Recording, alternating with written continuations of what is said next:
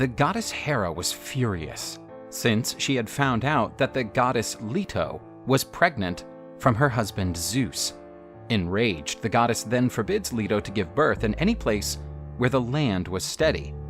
Not a single land sheltered the pregnant goddess, and so she wandered for a long time with labor pains without actually finding a place that could lodge her. That was when she found the floating island of Delos, and, since this land was not attached to the earth, it was not subjected to the prohibition of the Queen of Gods. There, Leto was able to deliver, and much to her surprise, she gave birth not to one, but to two children. The first one to be born was Artemis, and Apollo came right after. Apollo, handsome and blonde, was the perfect depiction of the sun, whereas Artemis had a pale skin and black hair, and resembled the moon, with her dark hair symbolizing the night around her. Confronted with the news of the birth of Leto's children, the goddess Hera loses her temper, and decides to send the serpent Python to persecute and devour the newborn children. The goddess Leto starts to roam around the world, running away from the serpent.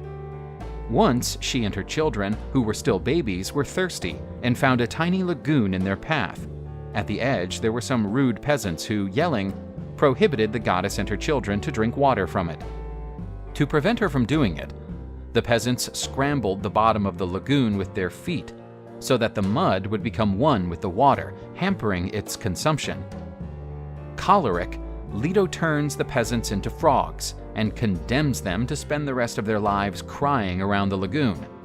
The young gods grew in size, and Zeus gave them extremely powerful arches, crafted for them by Hephaestus. Artemis falls in love with the offering and would dedicate her life to hunting, becoming the goddess of the hunt. Apollo, with the powerful arch in his hands, can only think about one thing: avenging the serpent that tormented his mother for such a long period of time. Zeus informs his son of the place where the den of the monster is, and he goes after it to kill it. The beast was living in a cave near the Mount Parnassus. Apollo instigates the serpent to leave its hiding spot. Python aggressively leaves its den, wanting to devour its opponent. Apollo's arrows rebound against the rough scales that protected the serpent. The god tries to look for a weak point in that beast while dodging its dangerous lunges.